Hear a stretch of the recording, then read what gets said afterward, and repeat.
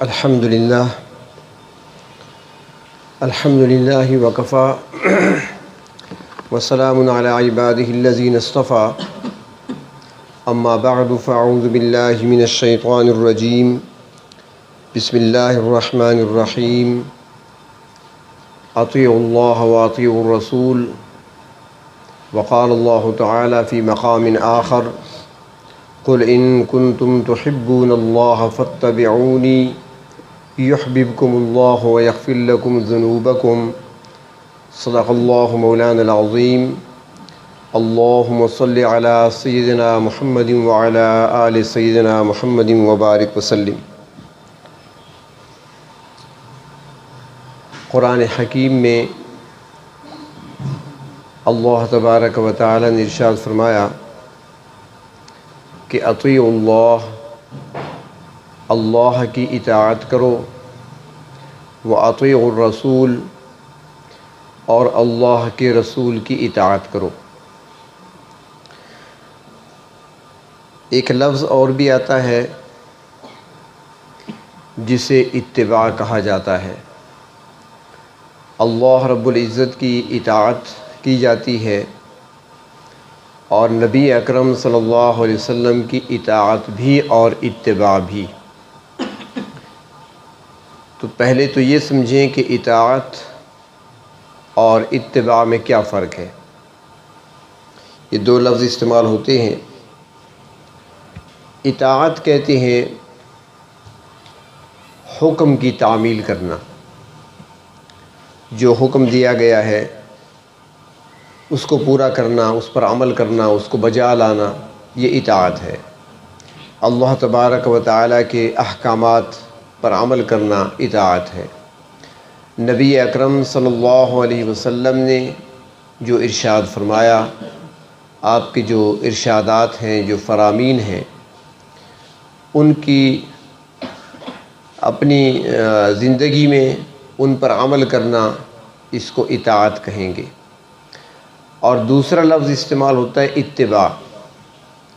اتباع کا معنی ہے نقش قدم پہ چلنا، یعنی آپ نے حکم دیا یا نہیں دیا، جو دیکھا اس پر عمل کرنا، یہ اتباع ہے۔ آپ نے چاہے اس کا حکم دیا ہو، چاہے اس کا حکم نہ دیا ہو، لیکن جو دیکھا اسی پر عمل کرنا، اس کو اتباع کہتے ہیں۔ اور اسی کو ہمارے ہاں اردو میں لفظ اس کے لیے پیروی کا استعمال ہوتا ہے۔ اس کی مثال یہ ہے کہ حضرت عبداللہ ابن مسعود رضی اللہ تعالیٰ عنہ مشہور صحابی ہیں، یہ مسجد میں تشریف لا رہے تھے ایسے موقع پر جب نبی اکرم صلی اللہ علیہ وسلم خطبہ ارشاد فرما رہے تھے۔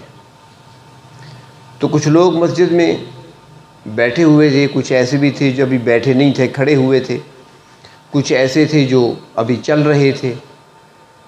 تو آپ صلی اللہ علیہ وسلم نے ارشاد فرمایا کہ اجلسو، بیٹھ جاؤ، یعنی بات کو توجہ سے سنو، اپنی طرف متوجہ کرنے کے لیے فرمایا بیٹھ جاؤ۔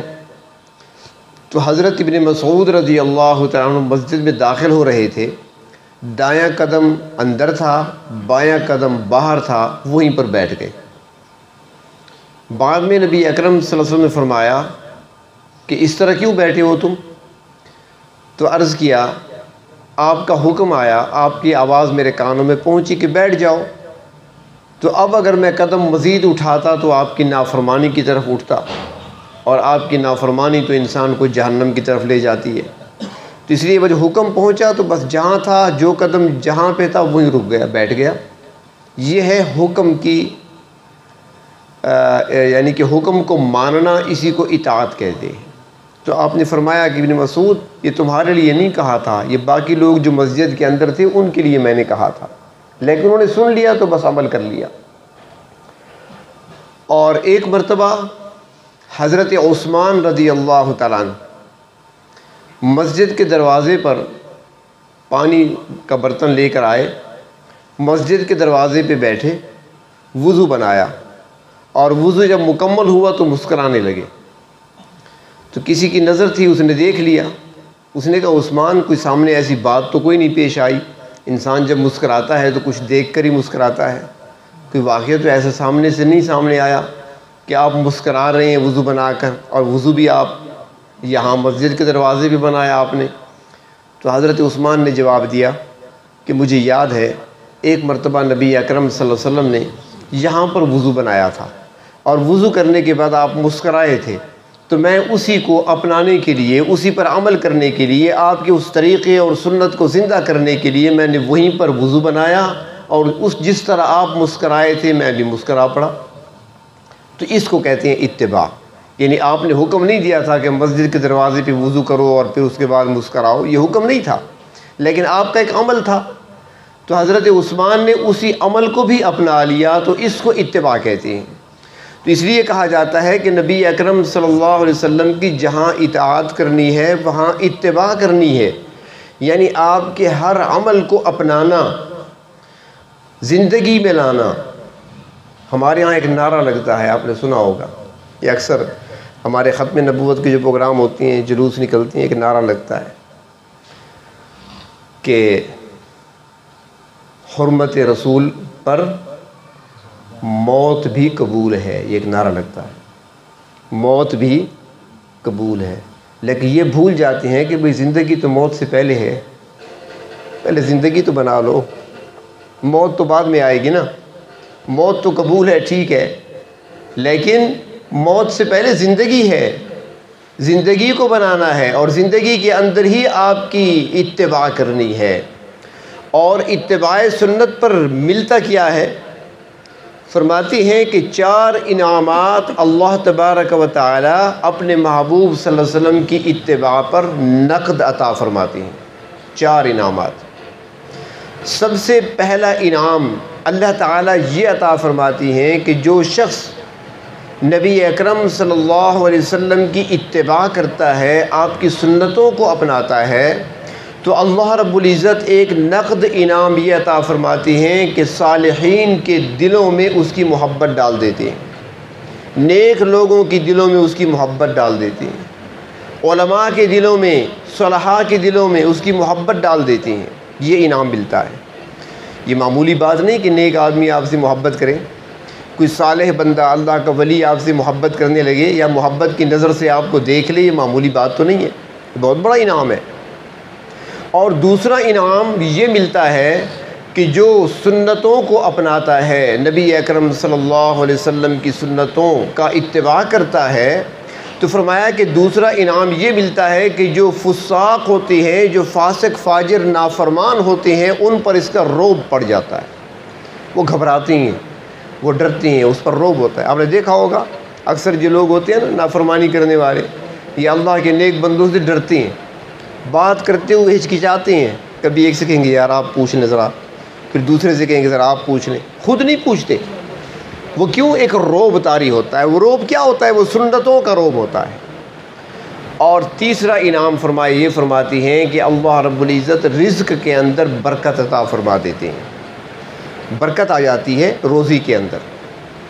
اور پھر ساتھ ہی فرمایا کہ ایک اور انعام اللہ تبارک و تعالیٰ کی طرف سے اس بندے کو یہ بھی عطا فرما دیا جاتا ہے کہ جہاں صالحین کے دلوں میں اس کی محبت ڈال دی جاتی ہے، جہاں نافرمانوں کے اوپر اس کا رعب قائم کر دیا جاتا ہے، اس کی روزی میں برکت ڈال دی جاتی ہے، وہاں اللہ تبارک و تعالیٰ دین پر اس کو استقامت بھی نصیب فرما دیتے ہیں۔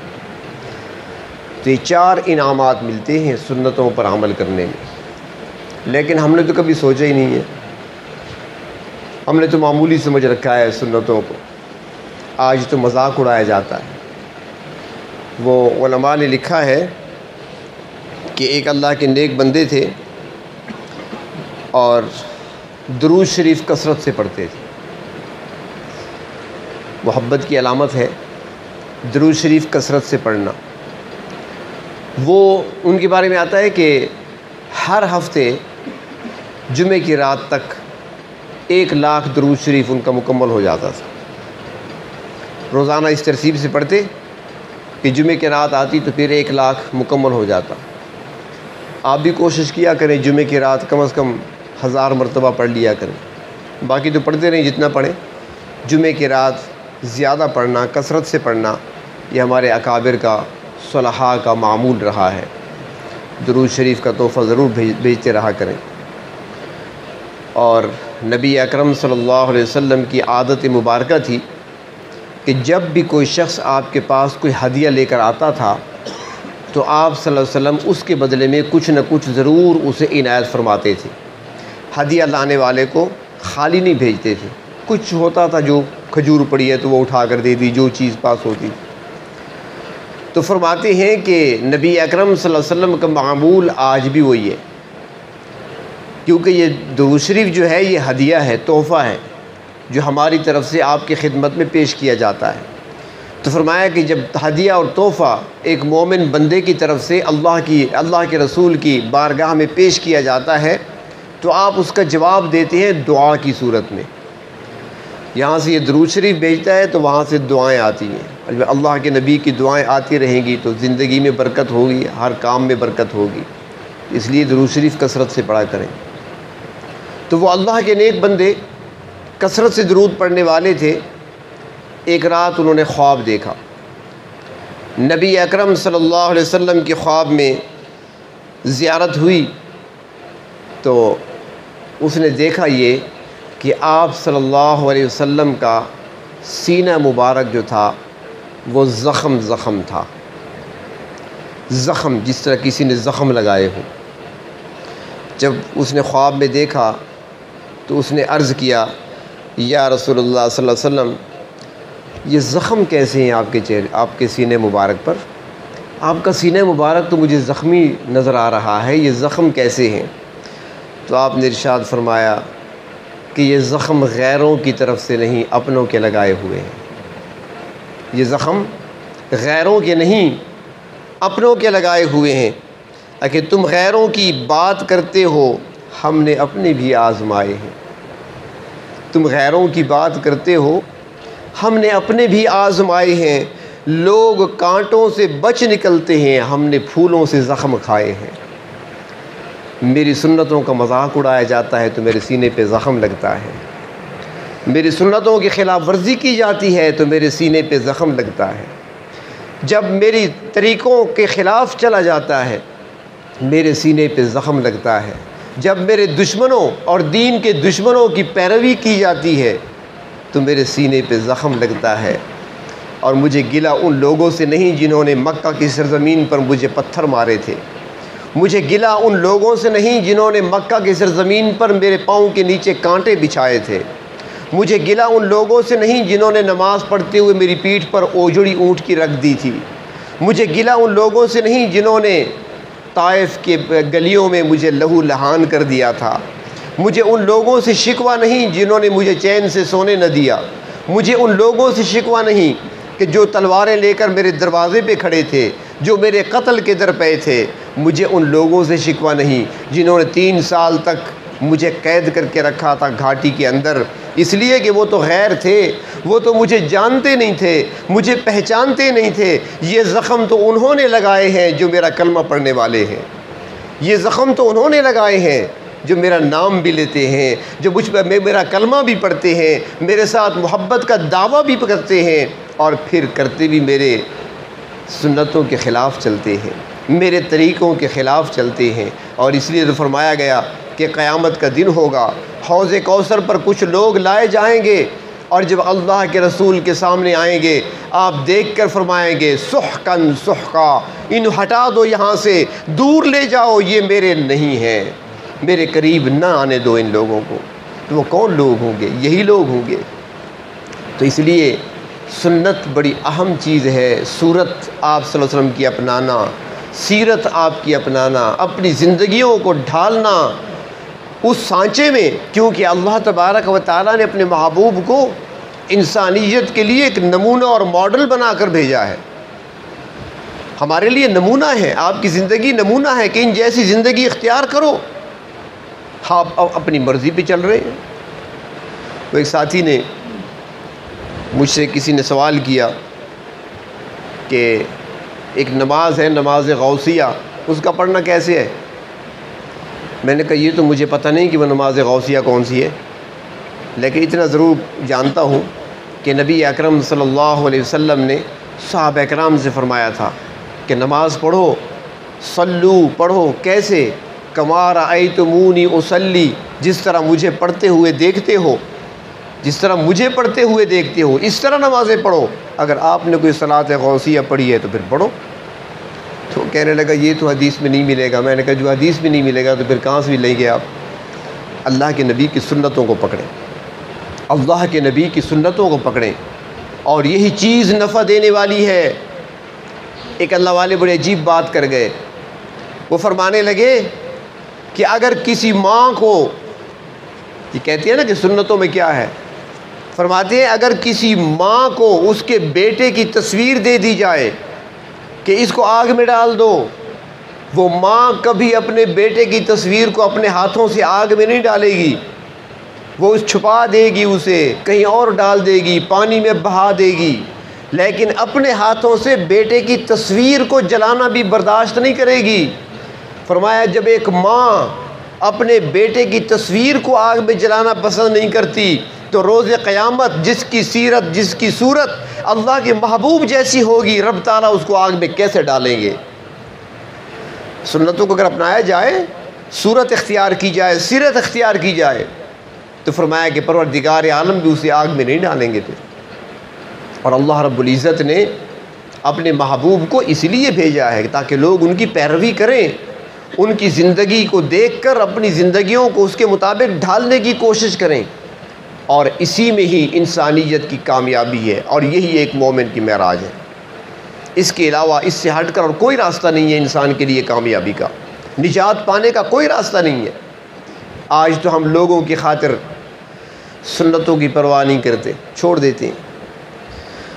یہ اگر ہم نے ایسا کر لیا تو بیوی ناراض ہو جائے گی،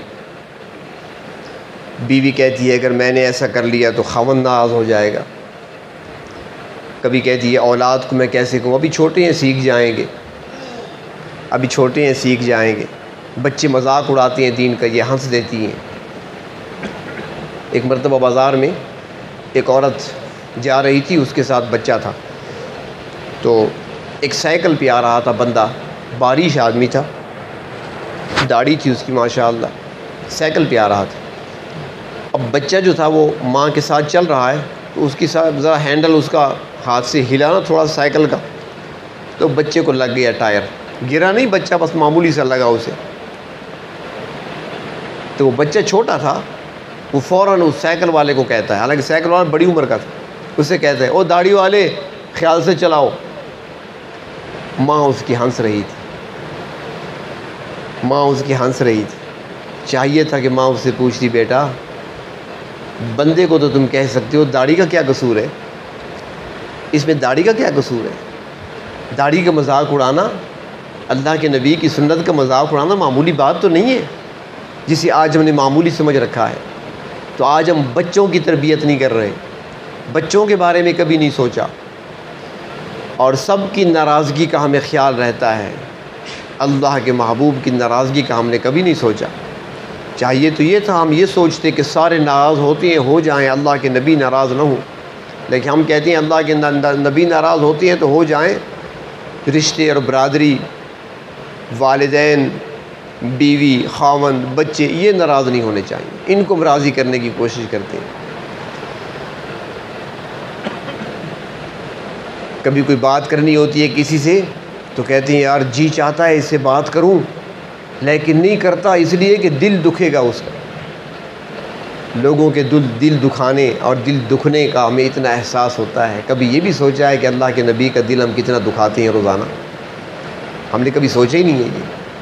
تو اس لیے اللہ رب العزت نے اپنے محبوب صلی اللہ علیہ وسلم کو بھیجا، اور بھیج کر فرمایا کہ اب ان کی اطاعت بھی کرنی ہے، اتباع بھی کرنی ہے، یہ تمہارے لیے نمونہ ہے، ان کی زندگی کو دیکھ کر اپنی زندگیوں کو تم نے اس کے مطابق ڈھالنا ہے۔ اور جب انسان کی زندگی اسی طریقے پہ آئے گی، اسی نہج پہ آئے گی جس کی طرف اللہ کے رسول صلی اللہ علیہ وسلم نے دعوت دی، یا جو عمل آپ نے کر کے دکھایا، تو پھر یہ ساری دنیا آپ کے لیے مسخر ہے۔ صرف اللہ نے یہ نہیں فرمایا کہ کھیتی باڑی کرو تمہارے لیے ہے، نہیں، وَسَخَّرَ لَكُم مَّا فِي الْأَرْضِ جَمِيعًا، جو کچھ زمین میں ہے سارے کا سارا تمہارا غلام ہے، سب کچھ تمہارے لیے ہے۔ سب کچھ تمہارے لیے مسخر ہے، ہر چیز کو اپنے کام میں لاؤ، ہر چیز تمہارے تابعداری کرے گی، ہر مخلوق تمہاری تابعداری کرے گی، تم صرف میرے نبی کی تابعداری کرو۔ صحابہ کرام میں اتباع سنت میں حضرت عبداللہ ابن عمر رضی اللہ تعالی عنہما مشہور ہیں، اتباع میں بہت زیادہ اتباع تھی ان کے اندر۔ سفر پہ جا رہے ہیں، اونٹ پہ سوار ہیں، راستے میں ایک جگہ اونٹ روک دیا، اونٹ روک کر ایسے چلے گئے، کچھ دیر بیٹھے، درخت کی اوٹ میں بیٹھے، پھر اٹھے، واپس آئے، سوار ہوئے۔ تو وہاں اس سفر میں ان کے ساتھ مشہور شخصیت حضرت محمد بن سیرین رحمۃ اللہ علیہ وہ بھی ساتھ تھے، جن کو اللہ رب العزت نے خوابوں کی تعبیر کا ملکہ عطا فرمایا تھا۔ اس امت کے بہت بڑے معبر ہیں، تعبیر دینے والے خواب کی۔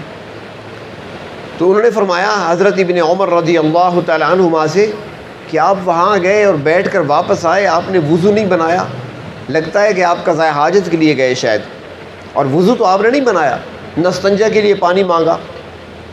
حضرت ابن عمر فرمانے لگے کہ نہیں، میں قضاء حاجت کے لیے نہیں گیا تھا۔ تو پھر آپ کیوں گئے؟ اس نے کہا ایک مرتبہ اللہ کے رسول صلی اللہ علیہ وسلم کے ساتھ اس راستے میں سفر کر رہا تھا، یہی مقام تھا کہ آپ نے اونٹنی بٹھائی تھی اور قضاء حاجت کے لیے تشریف لے گئے تھے۔ اب مجھے قضاء حاجت کی ضرورت نہیں تھی، وضو ہے میرا، تو میں وہاں چلا گیا، آپ کی اتباع میں وہاں تھوڑی دیر بیٹھ کر واپس آ گئے۔ اتنی اتباع تھی ان کے اندر، مشہور ہیں وہ اتباع سنت میں۔ ان کے بارے میں آتا ہے ایک مرتبہ جنگل میں راستہ بھول گئے، اب پریشان ہو گئے، راستہ کس طرف کو نکلے گا، ہر طرف جنگل ہی جنگل ہے، گھنا جنگل ہے، اور اگر تھوڑا ٹائم زیادہ گزر گیا تو شام ہو جائے گی، تو رات کیسے گزرے گی یہاں پر؟ اب راستہ کس طرف ہے، مشرق کی طرف چلوں یا مغرب کی طرف، شمال کی طرف راستہ ملے گا یا جنوب کی طرف؟ ہر طرف جنگل نظر آ رہا ہے۔ اتنے میں دیکھا سامنے سے جنگل کا بادشاہ آ رہا ہے، شیر آ رہا ہے۔ ہم اگر ہوتے تو ہمیں راستہ نظر آ جاتا، اگر ہم نے ایسے شیر کو سامنے جنگل میں دیکھا ہوتا نا، اور ہم بھی اکیلے ہوتے اور سامنے سے آ رہا ہوتا، تو ہم نے راستہ دیکھ لیا ہوتا۔ کون سا راستہ؟ موت کا راستہ، اس کے آنے سے پہلے ہی ہماری روح پرواز کر جاتی۔ لیکن ابن عمر نے شیر کو آتے ہوئے دیکھا تو کیا کہا؟ الحمدللہ، اللہ شکر ہے، کوئی تو مل گیا راستہ دکھانے والا۔ شیر قریب آیا، غراتا ہوا، تو میں آرام سے رہ، راستہ بھول گیا ہوں، مجھے راستہ دکھا، راستہ کہاں پہ ہے، کس طرف چلوں گا میں؟ شیر دم ہلاتا ہوا آگے چل پڑا، حضرت ابن عمر پیچھے چل پڑے، سیدھا شیر ان کو راستے تک لے آیا، راستے پر کھڑا کر دیا۔ اس کے بعد یہ راستے پر چل پڑے، شیر واپس چلا گیا۔ وَسَخَّرَ لَكُم مَّا فِي الْأَرْضِ جَمِيعًا، اللہ نے فرمایا سب کچھ تمہارے لیے مسخر ہے، کسی مخلوق میں جرت ہی نہیں ہے کہ تمہاری مخالفت کرے، کسی میری مخلوق میں جرت ہی نہیں ہے کہ وہ تمہیں نقصان پہنچا سکے، ساری تمہارے لیے مسخر ہے، بشرط یہ کہ تم میرے نبی کا اتباع کرو، تم ان کے نقش قدم پہ چلو، ان کی اتباع کرو گے تو سارے تمہارے لیے، یہ سارا جہان بھی تمہارے لیے، کھیتیاں سرسبز ہیں تمہاری غذا کے واسطے، چاند سورج اور ستارے تیری غذا کے واسطے، بحر و بر شمس و قمر ماء و شما کے واسطے، سارا جہاں تیرے لیے ہے تو خدا کے واسطے، سب کچھ تمہارے لیے بنایا میں نے۔ کائنات کا دولہا تو انسان ہے، تو نبی اکرم صلی اللہ علیہ وسلم کی اتباع، اور ہمارے اندر یہ جذبہ بھی ہونا چاہیے اور یہ بات مد نظر رکھنی چاہیے کہ نبی اکرم صلی اللہ علیہ وسلم، ہم تو محبت کا دعویٰ کرتے ہیں نا، صرف ہمارا زبانی دعویٰ ہے، لیکن آپ کو کتنی محبت ہے ہم سے، آپ کو امت سے کتنی محبت ہے؟ 23 سال تک اس امت کے غم میں روتے رہے، 23 سال تک۔ ذرا احادیث کی کتابیں اٹھا کر دیکھیں، آدھی رات ہوتی دنیا سو جاتی، آپ سر سجدے میں رکھ کر امتی امتی پکارا کرتے تھے، اللہ میری امت کا کیا بنے گا، اللہ میری امت کی بخشش فرما دے۔ احادیث کی کتابیں دیکھیں، کسی حدیث میں آپ کو نہیں ملے گا کہ ایک رات آپ نے روتے ہوئے گزاری، حضرت زینب اپنی بیٹی کے لیے دعائیں کی ہوں، ایک رات آپ نے ام کلثوم کے لیے دعائیں کی ہوں، آپ نے حضرت رقیہ کے لیے دعائیں مانگی ہوں، ساری رات آپ نے حضرت فاطمہ الزہرا کے لیے رات روتے ہوئے گزاری ہو، امت کا غم تھا، امت کی فکر میں روتے رہے، مانگتے رہے، اللہ سے مانگتے رہے، بلکہ یہاں تک کہ روایات میں آتا ہے کہ جب دنیا سے تشریف لے جانے کا وقت آیا، ملک الموت حاضر ہوئے، حضرت اسرائیل علیہ السلام حاضری دیتے ہیں آپ کی بارگاہ میں اور عرض کرتے ہیں کہ اللہ تبارک و تعالی اب آپ کے ملاقات کے متمنی ہیں، آپ کے کیا ارادے ہیں؟ آپ نے فرمایا ملک الموت یہ جواب بعد میں دوں گا، پہلے رب سے پوچھو کہ میرے بعد میری امت کا کیا بنے گا، میرے بعد میری امت کا کیا بنے گا، پہلے یہ تو بتاؤ مجھے۔ اور پھر جب رب تعالیٰ نے فرمایا میرے محبوب فکر نہ کریں اپنی امت کی،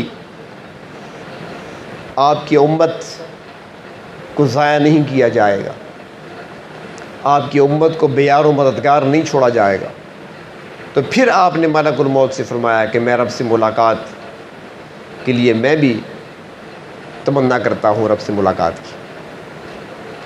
تو اس وقت بھی آپ نے امت کو یاد کیا، راتوں کو اٹھ کر آپ نے امت کے لیے دعائیں مانگی، اور امت کیا کر رہی ہے، ہم کیا کر رہے ہیں؟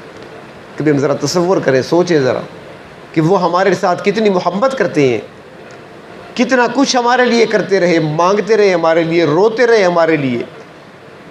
اگر وہ معراج پہ جاتے ہیں،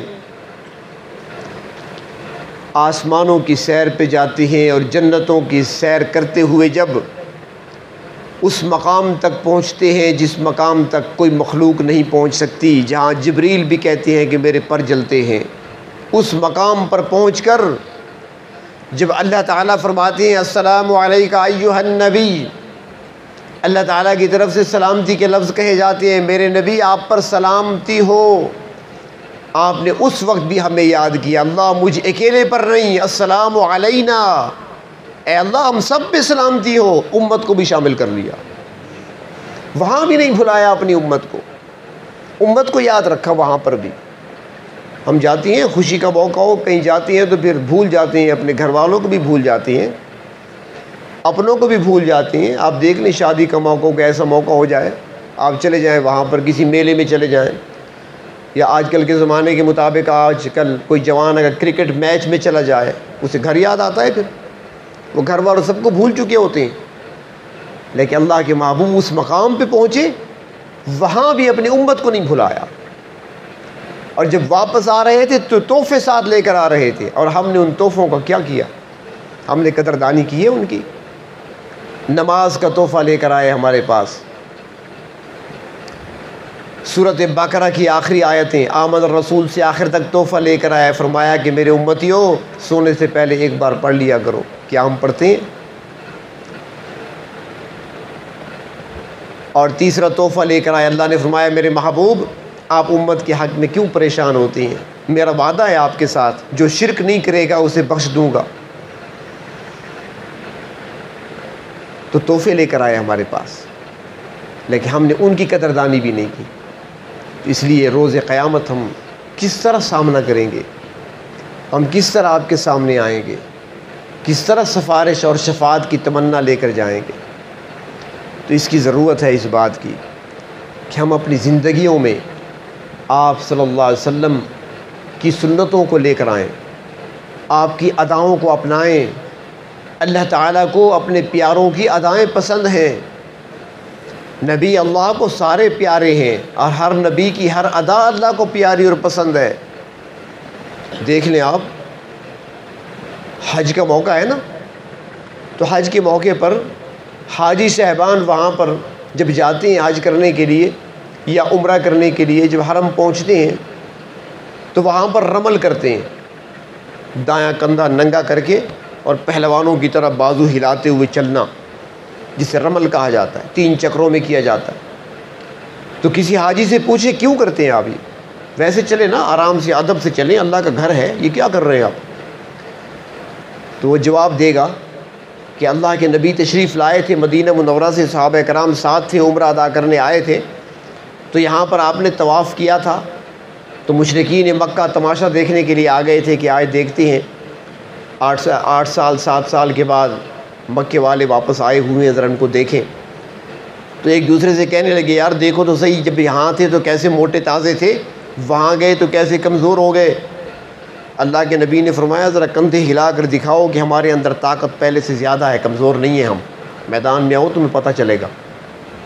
تو ان کافروں کو دکھانے کے لیے، ان پر رعب ڈالنے کے لیے رمل کیا گیا۔ تو اب سوال یہ پیدا ہوتا ہے کہ حاجی صاحب اس زمانے میں تو کافر تھے وہاں پر دیکھنے والے، اور ان کو دکھانے کے لیے رمل کیا گیا تھا، اب تو یہاں پر کوئی کافر ہے ہی نہیں، سارے مسلمان ہیں، اب ہم کیوں کریں؟ تو پھر ایک ہی جواب آئے گا کہ اللہ کے نبی کی ادا تھی، اللہ کو پسند آئی، قیامت تک کے لیے قانون بنا دیا۔ یہ ادائیں پسند ہیں اللہ کو، صفا مروہ پہ چل رہے ہیں، سعی کر رہے ہیں، ایک مقام آیا دوڑنے لگ گئے۔ بھئی کیوں دوڑتے ہو؟ یہاں پر حضرت ہاجرہ دوڑی تھی، کیوں دوڑی تھی؟ بچے کی فکر تھی، پانی کی تلاش تھی، اس لیے یہاں پر ذرا جلدی قدم اٹھائے تھے۔ اچھا ٹھیک ہے، تمہارے کون سے بچے پڑے ہیں یہاں پر، تمہارے یہ کون سی پریشانی ہے پانی کی، تم کیوں دوڑ رہے ہو؟ کوئی جواب نہیں ملے گا، ایک ہی جواب ہوگا کہ اللہ کی پیاری بندی تھی، اس کی ادا اللہ کو پسند آئی اور قیامت تک کے لیے قانون بنا دیا۔ اور یہ تو اللہ کے محبوب ہیں، ان کی تو ہر ادا اللہ کو پیاری ہے، اور جو ادا جو اپنائے گا تو اللہ کو پسند کیسے نہیں آئے گا؟ تو اس لیے سنتوں کو اپنانا، اور ہمیں تو چاہیے کہ اس انداز سے اللہ کے محبوب کی سنتوں کو گلے سے لگائیں کہ جس طرح روایات میں آتا ہے کہ جب انسان کی موت کا وقت آتا ہے نا تو فرشتے آتے ہیں روح قبض کرنے کے لیے، تو وہ جسم کے ایک ایک عضو کو سونگھتے ہیں اور روح کو روک لیا جاتا ہے، کبھی ٹخنے میں، کبھی گھٹنے میں، کبھی رانوں میں، جوڑوں میں روح کو روکا جاتا ہے اور چیک کیا جاتا ہے کون کون سے جرائم کیے ہیں۔ تو ہمیں تو چاہیے کہ جب ملک الموت ہمارے پاس آئے، جب روح قبض کرنے والے فرشتے ہمارے پاس آئیں اور جب وہ ہمارے گھٹنوں کے پاس پہنچے تو ان کو سنتوں کی خوشبو محسوس ہونے لگے، جب وہ ہمارے پیٹ کے پاس آئیں تو ہمارے پیٹ میں جانے والے لقموں میں سے سنت کی خوشبو ان کو محسوس ہونے لگے، جب وہ ہمارے سینے کی طرف آئیں تو ہمارے دل کے اندر سنت نبوی کا نور ان کو محسوس ہونے لگے، جب وہ ہمارے دماغ کی طرف آئیں تو ان کو سنت نبوی کی سوچ وہاں پر ان کو محسوس ہونے لگے۔ ہمارے جسم کے ہر عضو میں سے جب ان کو سنتوں کی خوشبو آئے گی تو پھر وہ جسم ایسا جسم ہوگا کہ مٹی بھی معذرت کر لیتی ہے کہ میں لوہا تو کھا سکتی ہوں، میں فولاد کو مٹی بنا سکتی ہوں، لیکن سنتوں سے جو رنگا ہوا یہ جسم میرے پاس آیا ہے، میں اس جسم کو نقصان نہیں پہنچا سکتی، اور پھر وہ جسم قیامت تک سلامت رہتا ہے، قبر کی مٹی اس کو ضائع نہیں ہونے دیتی، بلکہ جسم تو کیا اس کے جسم پر لپٹا ہوا وہ کپڑا اور وہ کفن بھی سلامت رہتا ہے۔ صدیوں بعد لاشیں کھلتی ہیں، ابھی وہ شام میں جنگ جاری ہے، چند سال پہلے وہاں پر ایک قبر کھل گئی تھی، ایک صحابی تھے حضرت زحیر غالباً نام تھا ان کا، تو ان کی قبر کھل گئی، یہ چند سال پہلے کی بات ہے، آپ نے شاید دیکھا ہوگا، آج کل تو الیکٹرانک میڈیا پر دکھاتے ہیں، تو قبر کھل گئی ان کی، بم لگا تھا، تو وہ بم کا ٹکڑا ان کی پیشانی پہ لگا، 1400 سال بعد قبر میں بم کا ٹکڑا لگا، یہاں سے تازہ خون بہنے لگا، قبر کھل گئی تھی، لوگوں نے باہر نکالا، بالکل سلامت جیسے سو رہے ہیں، 14 صدیاں گزر گئی ہیں، ان کی دوبارہ نماز جنازہ پڑھی گئی، ان کو دوبارہ دفن کیا گیا۔ جب ان کا نام سنا تو یہ نام میں نے پہلی بار سنا تھا، وہ ہمارے شاگرد ہیں مولوی بلال صاحب، میرے ساتھ تھے عمرے پر، تو مکہ مکرمہ میں حرم کی لائبریری میں چلے گئے، میں نے کہا یار نام دیکھنا ہے، تو پھر ہم نے وہ وہاں پر اسماء الرجال کی کتابیں پڑھی ہوتی ہیں لائبریری میں، اس میں ہم نے نام تلاش کیا تو مل گیا، انہوں نے کہا یہ صحابی ہیں اور ان کی قبر جو ہے شام میں حمص میں ہے، اور حمص کے قبرستان میں ہی یہ واقعہ پیش آیا تھا، تو وہ ساری تفصیل وہاں پر لکھی ہوئی تھی۔ تو جو سنتوں پر عمل کرنے والے ہیں ان کے اجسام کو، ان کے جسموں کو مٹی ضائع نہیں کرتی، مٹی نہیں کھا سکتی انہیں، تو اس لیے ہمیں چاہیے کہ سنتوں سے اپنی زندگی کو مزین کر لیں، اپنے ہر عمل کو اللہ کے محبوب صلی اللہ علیہ وسلم کی سنتوں کے نور سے منور کر لیں، دنیا میں ہمارے لیے عزت اور سرخ روئی کا باعث ہوگا۔ ہم تو سمجھتے ہیں نا کہ سنت میں کیا رکھا ہے، ذرا باہر جا کر دیکھیں. ہمیں تو خود آج جوان جو ہے وہ اور محسوس کرتے ہیں کہ یہ پگڑی سر پہ باندھوں گا تو پتہ نہیں لوگ میرے بارے میں کیا سوچیں گے، اور میں نے کرتا پہن لیا تو کیا سوچیں گے. حالانکہ اللہ نے اسی کے اندر عزتیں رکھی ہیں. یقین جانیے کئی مرتبہ ایسے ہوا دوران سفر کسی ملک کے ایئرپورٹ پر بیٹھنا پڑا، انتظار کرنا پڑا، خصوصاً یہ بحرین ہو گیا، مسقط ہوا، قطر ہے، دبئی ہے، ان کی جو ایئرپورٹ ہیں وہاں پر مختلف ملکوں سے لوگ آتی ہیں، اور جو باہر کے آتی ہیں تو ان میں ایسی خواتین ہوتی ہیں جو بظاہر تو وہ ننگی ہوتی ہیں، جسم ان کا بغیر لباس کی ہوتا ہے، مختصر، انتہائی مختصر لباس جسم پہ ہوتا ہے. یقین کرے کہ جب بھی ان کی نظر دور سے پڑتی ہے کہ سامنے کوئی پگڑی اور داڑھی والا بیٹھا ہوا ہے، یقین کرے وہ چھپنے لگتی ہیں، اپنے آپ کو چھپاتی ہیں دوسروں کے پیچھے تاکہ ہمیں دیکھ نہ لے. آج بھی اللہ نے اتنی برکت رکھی ہے سنت کے لباس کے اندر. وہاں جا کر دیکھیں آپ کہ اللہ تعالیٰ نے کتنا روب ان پر رکھا ہوا ہے. اس لیے ہمیں چاہیے کہ اپنی آخرت سنوارنے کے لیے اور اپنی دنیا کو بنانے کے لیے، بابرکت بنانے کے لیے نبی اکرم صلی اللہ علیہ وسلم کی سنتوں کو اپنانے کی کوشش کریں.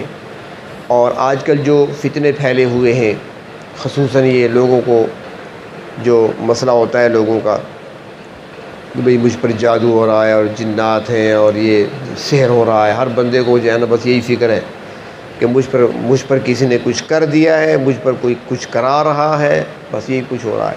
حالانکہ ہوتا کچھ نہیں ہے. کون اتنا فارغ ہے بھئی لوگوں کے پیچھے وہ کراتا پھرے اور کرتا رہے؟ کچھ نہیں ہے. ایسے وہم ہے، شیطان نے دماغوں میں بات ڈال دی ہے عقائد کو بگاڑنے کے لیے. تو ان چیزوں سے بچنے کے لیے 3 باتوں کا اہتمام کریں. انشاءاللہ اگر کسی پہ اثرات ہوں گے بھی تو اس کا اثر کم ہو جائے گا، اور اگر کچھ نہیں ہے ابھی تو انشاءاللہ اثر نہیں ہوگا، اگر ہوگا تو کم ہوگا. 3 باتوں کا اہتمام آپ کریں. ایک یہ کریں کہ باوضو رہا کریں، اپنے آپ کو باوضو رکھیں. جب بھی وضو گیا، واش روم گیا، آستینیں تو ویسے چڑھائی ہیں آپ نے ہاتھ دھونے کے لیے تو وضو بنا لیں.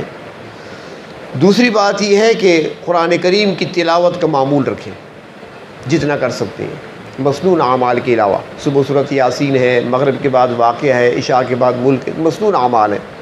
اس کے علاوہ روزانہ کا معمول 1 پارہ پڑھ سکتے ہیں، 1.5 پڑھ سکتے ہیں، 2 پڑھ سکتے ہیں. جو حفاظ کرام ہیں وہ تو زیادہ پڑھیں. تلاوت کا معمول رکھنا، نمبر 1 وضو، نمبر 2 تلاوت. اور تیسری چیز، نبی اکرم صلی اللہ علیہ وسلم نے جو مسنون اعمال بتائے ہیں، جو مسنون دعائیں بتائی ہیں، ان کو یاد کرنے کی کوشش کریں، اور جس موقع کی جو دعا ہے اس کو پڑھنا. جو یہ 3 عمل کرے گا اللہ تبارک و تعالیٰ اس کو جادو، سحر، جنات، ان چیزوں کے شر سے اور نقصان سے اس کی حفاظت فرمائیں گے. کوشش کریں ان 3 چیزوں پر عمل کرنے کی. تو اللہ تبارک و تعالیٰ ہم سب کے ایمان کی، ہمارے عقیدے کی حفاظت فرمائیں، اور اپنے محبوب صلی اللہ علیہ وسلم کی کامل اتباع ہمیں نصیب فرمائیں.